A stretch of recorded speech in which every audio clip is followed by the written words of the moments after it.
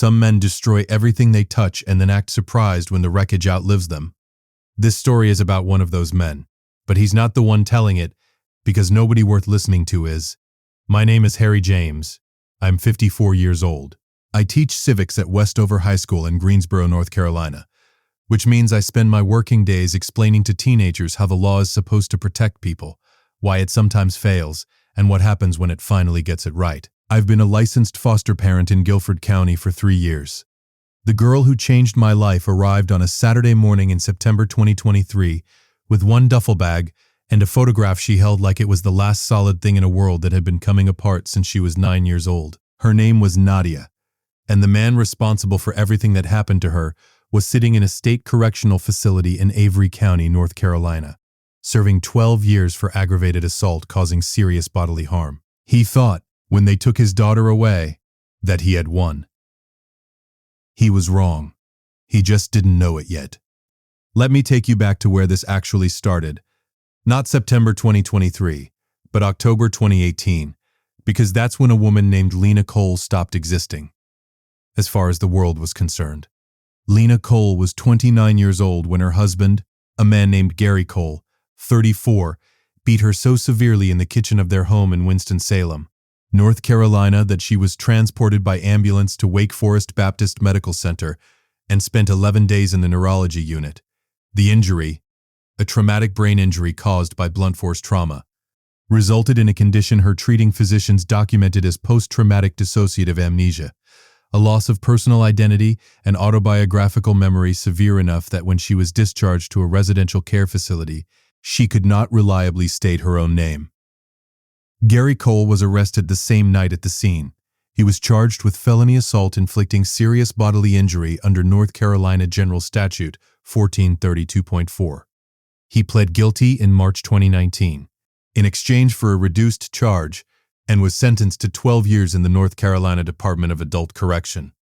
He is currently incarcerated at Avery Mitchell Correctional Institution in Avery County, with a projected release date in 2031.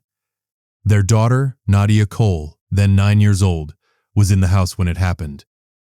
She was placed into emergency foster care by Forsyth County DSS the following morning. Nadia Cole had been in the system for 5 years by the time her file landed on my kitchen table. The caseworker who brought it was Sandra Oakes, late 40s, practical shoes, the specific composure of a woman who has delivered hard news so many times that she has learned to hold it steady so the person receiving it doesn't have to carry both the news and her reaction at the same time. Sandra placed the folder on my table and let me open it at my own pace. The photograph clipped to the file stopped me cold. A color print, worn soft at the corners from years of handling. The kind of wear that comes from being carried, not stored. It showed a young woman with warm brown eyes and natural hair pinned loosely to one side, standing in front of what looked like a park fence on a bright summer afternoon, holding a small girl on her hip. The woman was laughing at something outside the frame. The little girl, Nadia at 3 or 4 years old, was looking not at the camera, but at her mother. The way children look at the person who is their whole world. She carries it everywhere, Sandra told me. Every placement. It's the first thing she unpacks and the last thing she touches before she sleeps. What happened to her mother? Sandra was quiet for a moment. Lena sustained a traumatic brain injury in October 2018 as a result of domestic violence. She was placed in a long-term residential care facility in High Point after her hospital discharge. She has a documented dissociative condition. She lost her identity, her memory. For a significant period, she could not remember her own name, let alone her daughter's. And the father? Incarcerated. Guilty plea, March 2019. 12-year sentence. So Nadia lost both parents the same night. Sandra looked at me. Yes, that's exactly what happened. I looked at the photograph for another moment, then at the file. At 5 years of placements, school transfers, case reviews. When can she come? Nadia arrived at my house on Carrington Drive in Greensboro's Fisher Park neighborhood on a Saturday morning in mid-September 2023. She stepped out of Sandra's county vehicle in a gray hoodie that was doing double duty as clothing and armor, carried her duffel to the porch, and shook my hand with the grip of someone who had learned that first impressions in foster placements were data, useful, not warm. She was 14 years old, and she had the eyes of someone who had been reading Rooms for Survival since she was 9. I showed her the spare bedroom. Clean sheets, a bookshelf, a window facing the backyard and the tree line beyond it. I left the door open, because that was the detail that mattered most, not the lamp or the books, but the open door that said this space is yours, not mine.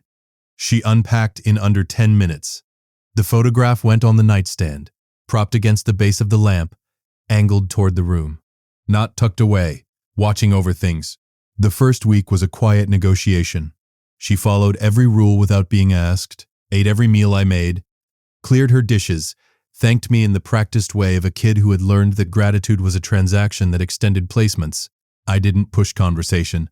I asked practical questions. She answered in complete sentences. We were both being careful with each other, and that was fine. Careful is how you build something that lasts. What she gave real attention to was the civics textbook I had left on the kitchen counter, the AP Government edition I used for my 11th grade class.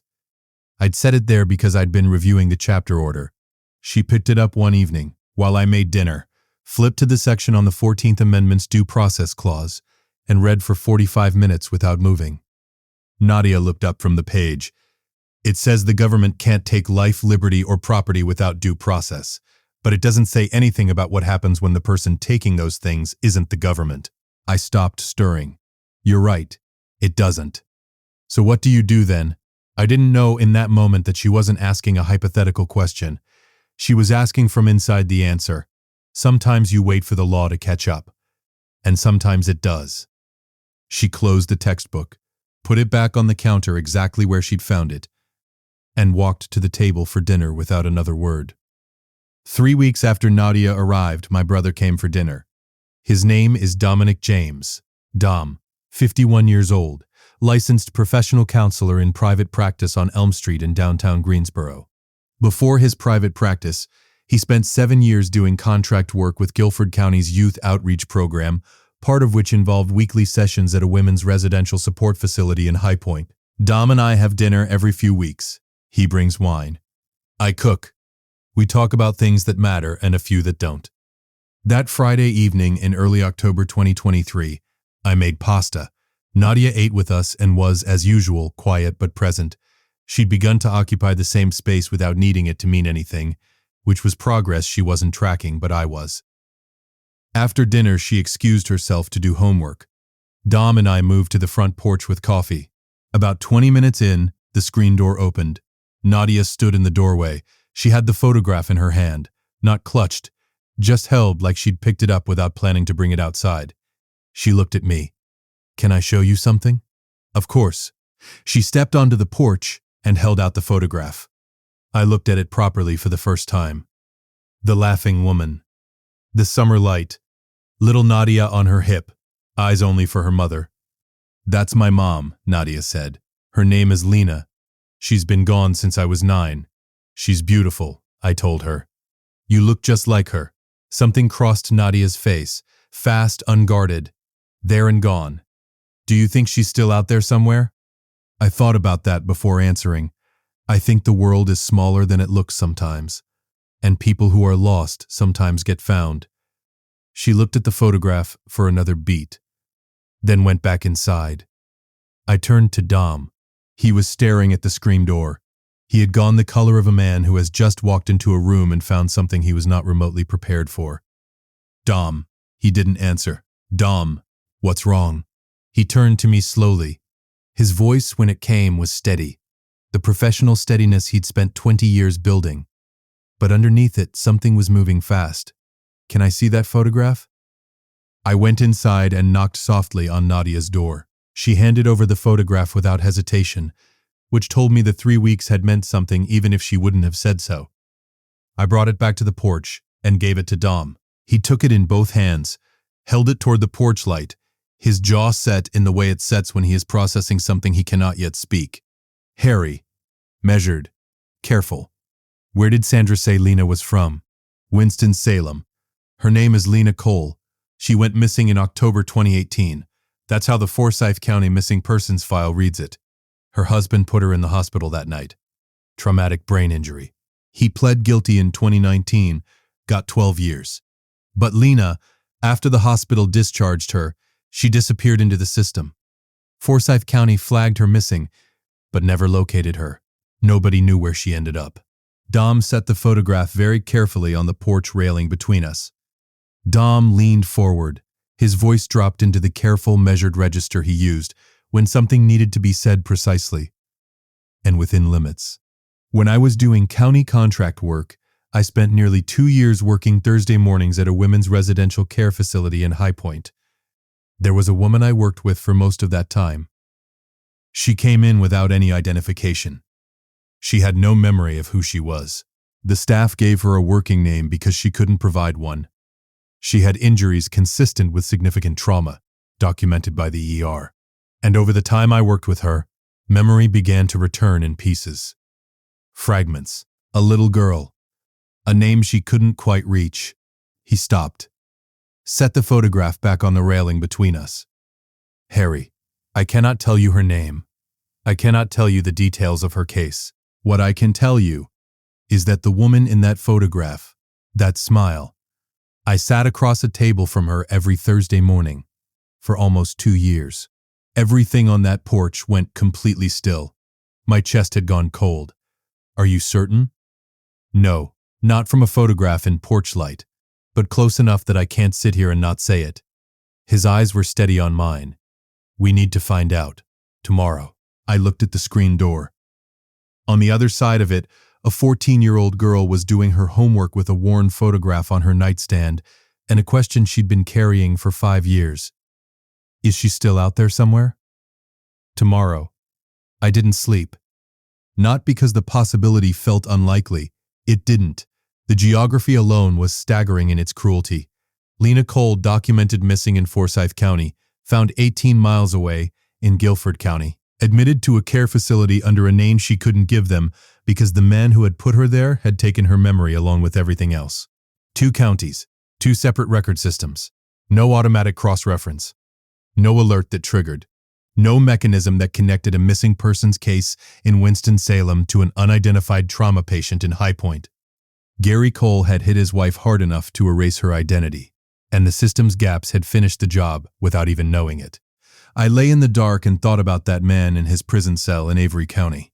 I thought about the fact that his sentence, 12 years, guilty plea, meant he had believed he was managing the damage.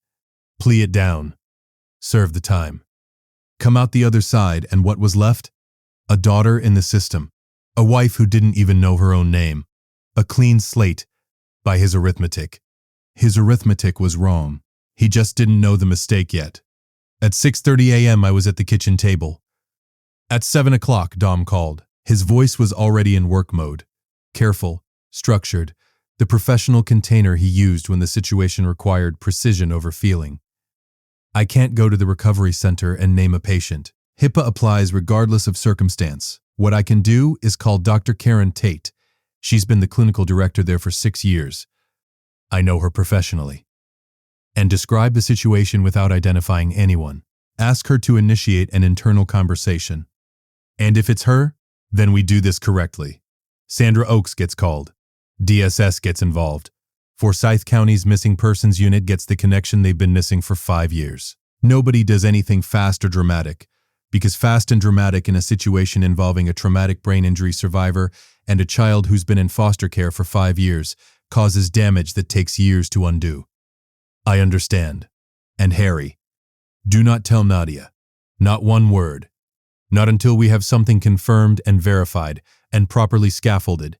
If this falls apart before it's real, the damage to her will be...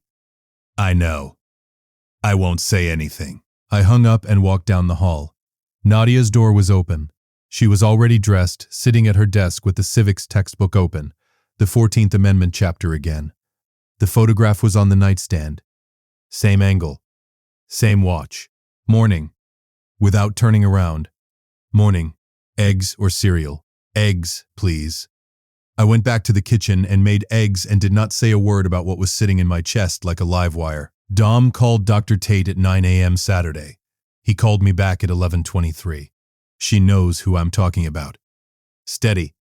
But there was something in the quality of the steadiness, the effort of it. She can't confirm identity to me directly, but she asked 3 questions, carefully chosen. The answers I gave her clearly landed. She's going to initiate a conversation with the patient and call me back. How was she? The patient. How is she doing? A pause. Dr. Tate indicated the woman has made significant progress over the past 2 years. Her memory has been returning with increasing reliability. She's been asking about a daughter, consistently for the last 18 months. They haven't been able to locate the child through the information she's been able to provide because the name she remembered didn't immediately match the Forsyth County case records. Different spelling variations, different last name, and nobody had thought to cross-reference with Guilford County. Different spelling variations. 5 years of a little girl sleeping with a photograph on her nightstand, 18 miles away from a woman who was asking about her, and the gap between them was a spelling variation in a database. How long until Dr. Tate calls back? End of day, Dom said. She'll call me. I thanked him and went back to the kitchen, where Nadia was now at the counter reading a library book about the Apollo 13 mission. She'd checked it out Tuesday and was on her second read-through. Nadia kept her eyes on the page. They used the lunar module as a lifeboat, 3 astronauts only designed for 2, 4 days to travel. The math didn't work on paper, but they figured out how to solve each problem as it came. That's good engineering. That's good survival. She turned a page. My mom used to say that when something breaks, you don't panic about the whole thing. You fix the first problem, then the next one. Panicking is what happens when you're trying to solve all the problems at once. I looked at her. She remembered that. 5 years later, and she still had her mother's voice in her head. Your mom sounds like she was smart. Nadia was quiet for a moment. She was, the word she chose. The tense that children in her situation learn to use when the alternative is, feels too fragile to say out loud. I turned back to the stove and did not say what I knew. Dr. Tate called Dom at 5:31 p.m. The woman admitted in October 2018 as Jane Doe, who had been working for the past 2 years under the name Lena, because fragments of her own name had been among the first memories to surface, had confirmed, in a facilitated conversation with Dr. Tate, that she believed her full name was Lena Cole. She remembered Winston-Salem. She remembered a daughter named Nadia. She remembered the kitchen. She remembered the night. She had not forgotten what Gary Cole did to her. That memory, it turned out, had never fully left. It had just been buried under everything else he had taken. Dom's voice, when he called me, was doing the same controlled thing it had been doing all day. It's her, Harry. Dr. Tate is satisfied she's going to initiate the formal identification process on their end. I'll call Sandra now.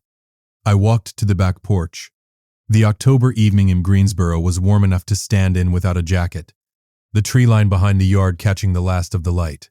I thought about Gary Cole in Avery Mitchell Correctional Institution, 120 miles east of where I was standing.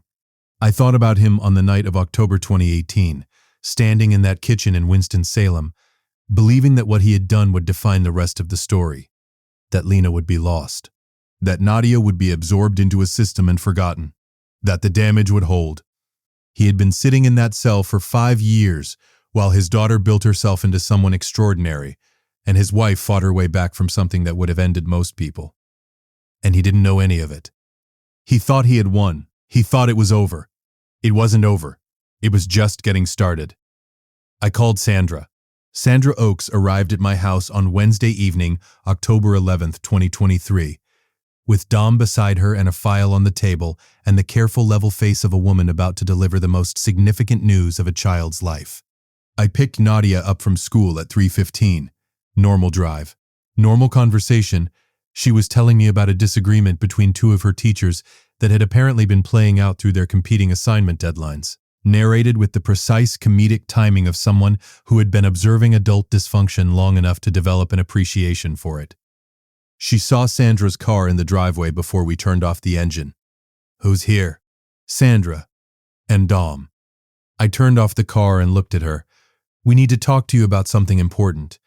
Before we go in, nobody is in trouble. Nothing bad is happening. Okay? She looked at the driveway. Reading the calculation. Okay. Sandra didn't pad it. That was the right call. Nadia was not a child who needed soft landings. She needed truth, delivered clearly by someone who respected her enough not to dress it up. I have news about your mother, about Lena. The kitchen was completely still. We believe your mother is alive. She's in a care facility in High Point, 18 miles from here. She's been there since the night your father was arrested. Nadia did not move. Her hands, flat on the table, pressed slowly downward. She was very badly hurt. Sandra continued. What your father did to her caused a brain injury that affected her memory. For a long time she didn't know who she was or where she'd come from. But she's been getting better, and she's been asking about you. 15 seconds of silence. She didn't leave me. Not a question, a verdict. The verdict of a 14-year-old who had been carrying the unbearable possibility that her mother had chosen to go, who had been performing the math of abandonment against herself for 5 years. No, Sandra's voice was absolute. She did not leave you. She was hurt so badly she couldn't find her way back. But she never stopped trying. Nadia put her face in her hands. She didn't make a sound. She sat at that table in absolute silence while Sandra and Dom and I held the room around her and let it be what it was. Because some moments are not for managing, they're for surviving. And she was surviving this one the same way she had survived every other one, with more grace than anyone had a right to expect. When she looked up, her eyes were wet and her voice was back under control. He put her there. Not a question, either. Yes, Sandra said. Your father did this. What happened to your mother was a direct result of what he did to her that night. He is in prison. He has been since 2019. Nadia nodded once. Slow. Processing. Can I see her? Yes. We're going to arrange that carefully, with the right support in place. It's going to take a little time to do it properly. But yes. Nadia reached into the front pocket of her hoodie and placed the photograph on the table between them. She looked at it for a long moment, at the laughing woman, at the summer light, at little Nadia on her mother's hip looking up at the only world that had ever felt safe. She's been 18 miles away this whole time. Not accusation, just the geography of it. Yes. Another long silence. Then Nadia picked up the photograph, held it the way she always held it. What do I need to do? The first visit with Lena Cole happened on Saturday, October 21st, 2023, 10 days after we told Nadia the truth. The Guilford Women's Recovery Center on English Road in High Point was a clean, well-maintained facility set back from the road behind a landscaped entrance. The staff were professional and deliberate. They had managed Lena's care for 5 years, and they understood better than anyone what this reunion meant and how carefully it needed to be held. A counselor named Patrice met us at the door, introduced herself to Nadia specifically, walked us down the hallway to the family visiting room, where a round table sat near a window that looked out over a small courtyard garden. Lena Cole was already inside. She was 34 years old. She had been 29 the night Gary Cole took everything from her. And the 5 years showed in the way that 5 years of hard recovery show on a person. Honestly, without apology. She was thinner than the photograph. Her natural hair was shorter, pulled back simply. She had the deliberate stillness of someone who had learned, through years of slow and painful work, how to be present in her own body again. When the door opened and Nadia walked in, Lena stood up, and for one suspended moment, every protocol and every carefully prepared boundary and every clinical framework fell completely away. It was just a mother and her daughter looking at each other across a room they had been kept from for 5 years by a man who had believed from his prison cell that he had made sure this moment would never happen. Nadia crossed the room. Lena held her. I stood in the hallway with Patrice and did not go in because that room belonged to the two of them. Through the small window in the door I could see Lena with her eyes closed and her arms around her daughter. Her whole posture doing the thing a person's posture does when they are finally holding what they have been reaching toward for so long that reaching had become the only thing they knew how to do. Patrice looked at me. You doing okay? Working on it. She nodded. She'd seen this before. She understood that sometimes the people in the hallway need a moment too. I want to stop here and be direct about something, because this channel is about consequences, and the consequence at the center of this story is not loud or dramatic. It doesn't arrive with a confrontation or a courtroom scene. It arrives quietly in a family visiting room in High Point, North Carolina on a Saturday morning in October. Gary Cole beat his wife so badly that she lost herself. He did it in front of his daughter. He went to prison, and while he was there, while he sat in Avery Mitchell Correctional Institution serving out his 12 years, his wife fought her way back from a brain injury that would have ended most people. His daughter was raised by a stranger who treated her better than Gary Cole ever had. And the two of them, Lena and Nadia, found each other 18 miles apart through a photograph that a little girl had carried every single day for 5 years. Gary Cole thought he had destroyed two people. What he actually did was set in motion the chain of events that built a life without him that was better than anything he could have offered with him. That is the revenge. Not a phone call, not a letter, not a visit, just a life, full, healing, growing that he will never be part of. A woman who recovered, a daughter who thrived, a family that formed without him. And despite him, he's still in Avery Mitchell. His release date is 2031. By then, Nadia will be 26 years old. Lena will have had years of her life on her own terms, years he will never be part of, never be invited into, never be able to touch. I hope he thinks about that. The visits between Nadia and Lena continued every other Saturday through the fall and into winter. Patrice was present for the first 4. By December, Nadia and Lena were meeting without a counselor in the room, which Dr. Tate said was a meaningful benchmark. It meant Lena's stability was reliable enough to hold the relationship without clinical scaffolding. They rebuilt the way people rebuild after something catastrophic, not systematically but in pieces. Small, true pieces. Lena remembered that Nadia had always counted her food before eating it as a toddler. Grapes, peas, crackers, always counted. Nadia remembered that her mother sang off-key to the radio in the car and never cared. She remembered vanilla lotion in a brown bottle. She remembered the pancakes her mother made on Sunday mornings, shaped imprecisely into circles that Lena always called stars regardless. These specific, ordinary, irreplaceable memories are what a relationship is actually made of. Not the grand gestures, the counted grapes and the off-key singing and the imprecise pancakes. Gary Cole had tried to take all of it. He hadn't managed to take enough. As for me, I want to be honest about how my own part of this story developed, because it didn't happen the way it might in a movie. It happened slowly, carefully, with a lot of conversation and a significant amount of time.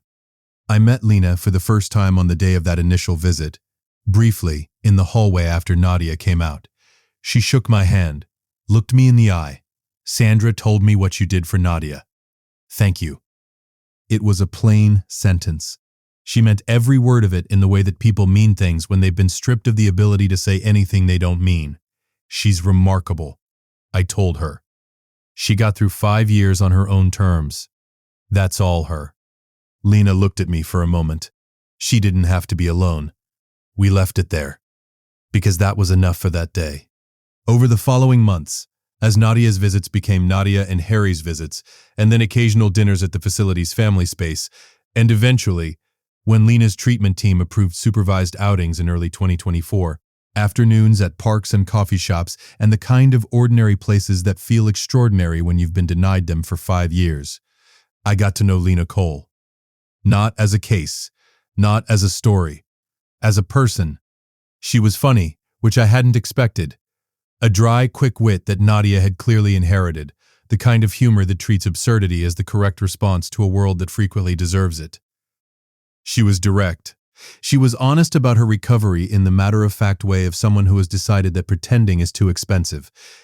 She had opinions about things and stated them without apology. She was rebuilding her life from the foundation with the same problem-by-problem methodology she had apparently been passing on to her daughter since before Nadia could count grapes.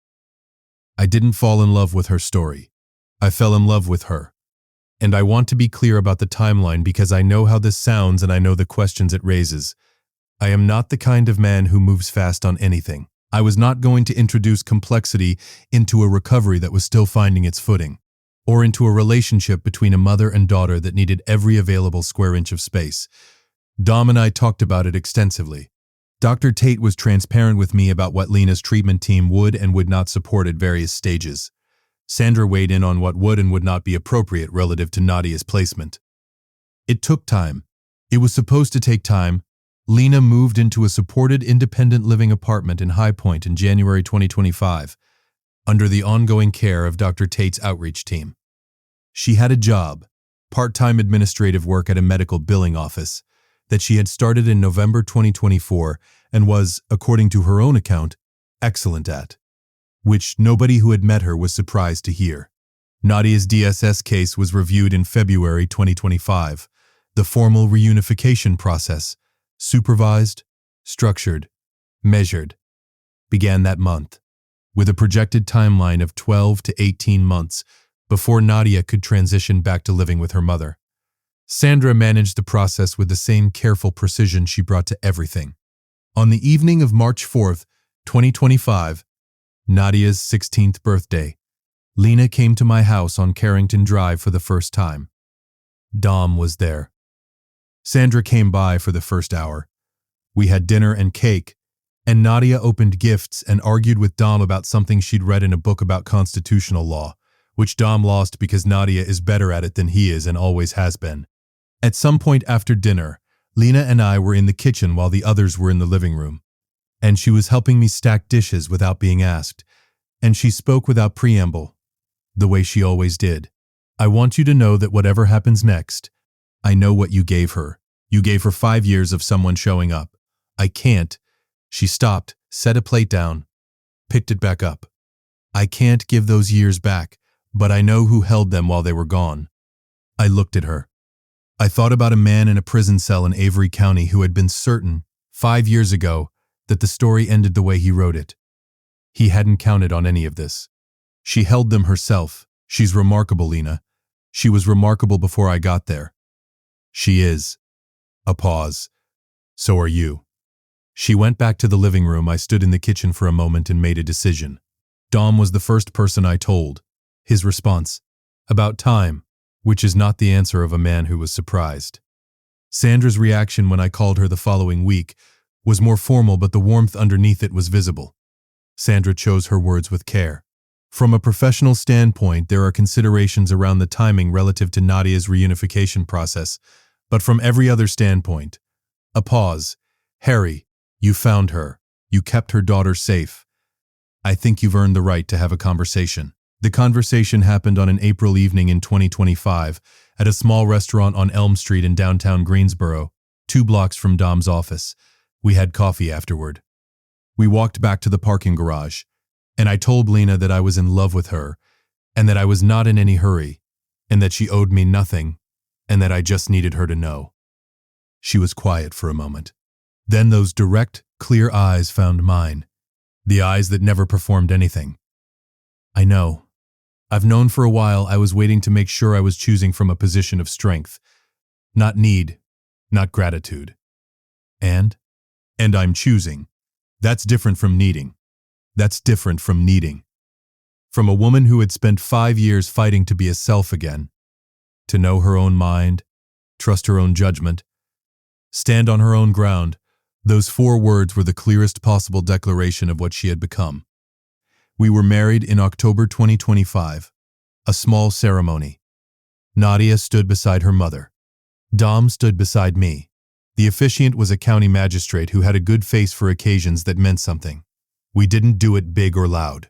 We did it real. As of December 2025, as I'm finishing this account, here is where things stand. Nadia Cole is 16 years old, in 10th grade at Westover High, which means she walks through the same building where I teach without being in my class, which we have both agreed is an arrangement that benefits everyone. She is on the debate team.